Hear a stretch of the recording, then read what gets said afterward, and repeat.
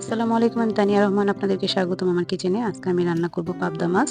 খেতে কিন্তু খুবই ভালো লাগে এভাবে পাবদা মাছ রান্না করে। তো একবার হলেও ট্রাই করে দেখতে পারেন। ভীষণ মজার হয় এই তরকারিটা। তো পাবদা মাছ রান্নার জন্য প্রথমে চুলায় একটি পাত্র বসিয়ে দিব। তারপর দিয়ে দিব এখানে পরিমাণ মতো সয়াবিন তেল। তারপর এখানে দিয়ে দেব আমি পেঁয়াজ কুচি একটু বেশি করে।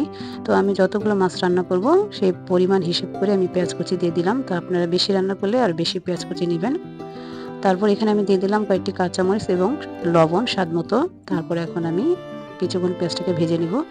ভেজে নেওয়ার পরে আমি দিয়ে দেবো এখানে আদা রসুন বাটা। আদা রসুন বাটা দেওয়ার পরে তারপর আরও কিছুক্ষণ ভেজে নেব।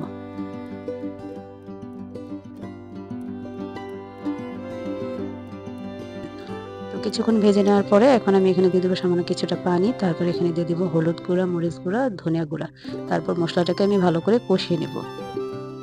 তো আমি কিন্তু পাবদা মাছগুলো আগে থেকেই ভেজে রেখেছি, আপনাদেরকে সেগুলো আর দেখালাম না। ভালো করে মাছগুলো ধুয়ে তারপরে আমি লবণ হলুদ মেখে মাছগুলোকে ভেজে নিয়েছিলাম। তো মশলাটা কষানো হয়ে গিয়েছে। এবার এখন আমি দিয়ে দেবো এখানে টমেটো। তো টমেটো আমি এখানে দিয়ে দিলাম পরিমাণ মতো, মাছের হিসাব করে আমি দিলাম। আপনারা বেশি করে মাছ রান্না করলে তাহলে টমেটোটা আরও বেশি দিবেন। তো টমেটো কুচিগুলো দেওয়ার পরে এখন আমি এগুলোকে ভালো করে কষিয়ে নেব। তো কিছুক্ষণ ভালো করে কষিয়ে নেওয়ার পরে এখন এখানে আমি দিয়ে দেব পরিমাণ মতো ঝোলের জন্য পানি। তো ভালো করে কষিয়ে নেওয়ার পরে কিন্তু আমি পানিটা দেব। তো এই তো ভালো করে কষিয়ে নিয়েছি, এখন আমি পরিমাণ মতো পানি দিয়ে দিলাম।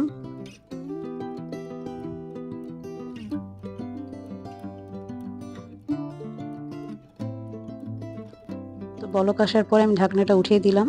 তো উঠিয়ে দেওয়ার পরে এখন আমি কিছুক্ষণ আবারও একটু নেড়েচেড়ে নেব। তারপর এখানে আমি ভেজে রাখা মাছগুলো দিয়ে দেব।